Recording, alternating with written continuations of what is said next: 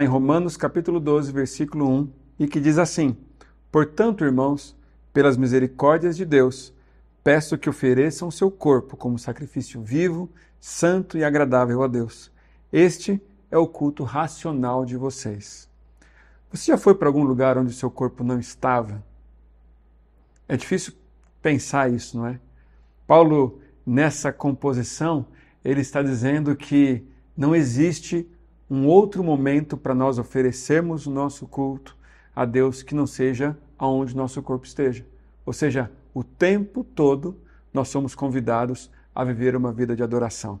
E isso precisa ser um culto racional, pensado, calculado, avaliado, porque existe um preço a se pagar. Não é como aqueles momentos de recorte na nossa vida que nós fazemos nos tempos de cânticos nas igrejas e depois a gente passa a viver e fazer do nosso corpo aquilo que a gente quer. Paulo deixa bem claro que é um envolvimento integral.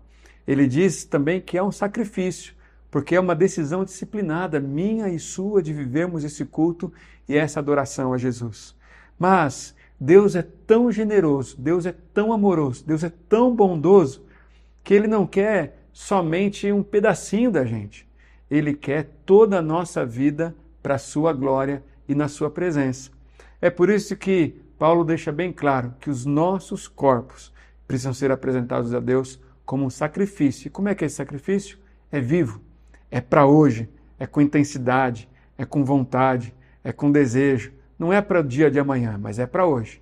Ele é santo, separado, consciente, dedicado, consagrado. E ele é agradável a Deus, de modo que os valores e virtudes do reino de Deus sejam vistos nas nossas vidas. Eu te convido a viver uma vida de adoração onde você possa levar o seu corpo para qualquer lugar e você ainda esteja adorando.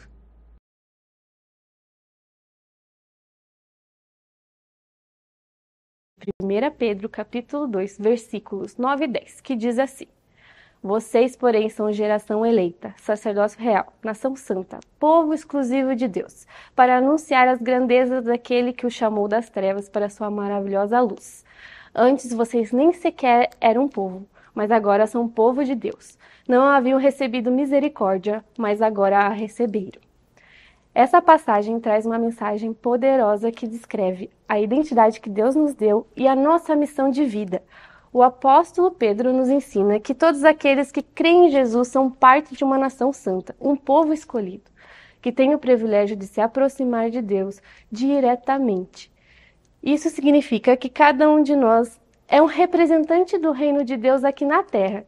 Antigamente nós nem sequer fazíamos parte desse reino, mas pela graça e misericórdia de Jesus, nós fomos retirados das trevas e trazidos à luz.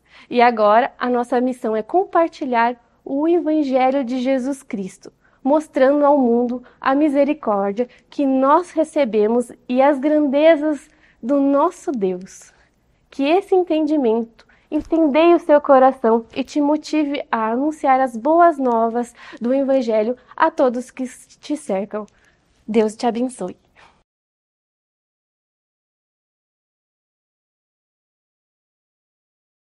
De Tiago, capítulo 5, versículo 16.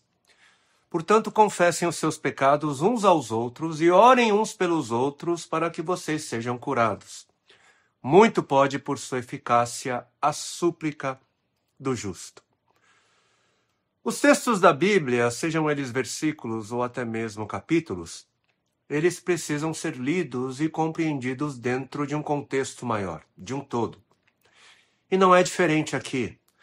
No contexto imediato, o versículo 16 de Tiago 5 está dentro de uma argumentação de que a oração feita por presbíteros em fé cura e levanta doentes. E no contexto imediato, o texto também faz uma associação dos nossos pecados com as nossas doenças físicas. E se o pecado é como um câncer na alma, e a confissão é um meio de se lidar e neutralizar o pecado, se o pecado é um câncer, na confissão, por causa do perdão que existe na justificação em Cristo, essa justiça torna eficaz a súplica daquele que é feito justo. Por isso, pecados escondidos e não renunciados em arrependimento e confissão nos adoecem. E assim como Davi, no Salmo 32, esses pecados nos fazem gemer e tiram de nós o vigor para viver. Mas lembre-se, se confessarmos os nossos pecados, Ele é fiel e justo para nos perdoar os pecados e nos purificar de toda injustiça. Confesse e seja curado, seja curada. Por isso, pecados escondidos e não renunciados em arrependimento e confissão nos adoecem. Por isso, pecados escondidos e não renunciados em arrependimento e confissão nos adoecem.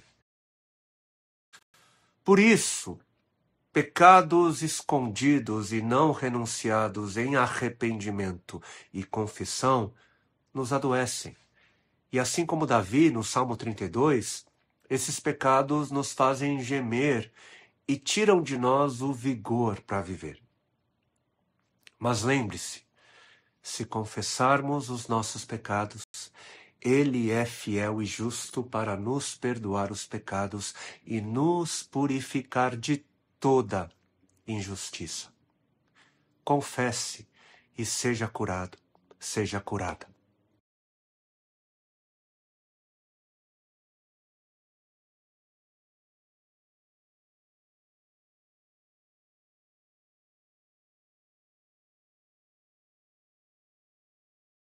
João 1:1, que diz o seguinte: no princípio era o Verbo, e o Verbo estava com Deus, e o Verbo era Deus. Irmãos, eu costumo dizer que João é um verdadeiro poeta. Ele usa de uma linguagem, de palavras lindíssimas para falar de Jesus. E aqui ele começa a dar sua primeira descrição de quão Jesus é magnífico. E ele diz que no princípio era o Verbo. Ora, que princípio é esse? O princípio de todas as coisas. Antes de tudo vir a existir, ele é. O Verbo está lá. E ele usa essa linguagem do verbo. Ora, que figura é essa? Quem é esse verbo, esse logos? Se você continuar o texto, você perceberá que o verbo estava com Deus, ou seja, ele estava ali no princípio de tudo, da criação. Esse verbo estava na companhia de Deus. Mas ao mesmo tempo, se você continua lendo o versículo, você percebe que o verbo também era Deus. Ou seja, esse verbo, ao mesmo tempo que está na companhia de Deus, ele é Deus. Ou seja, eles são a mesma pessoa, a mesma essência está presente ali em Gênesis.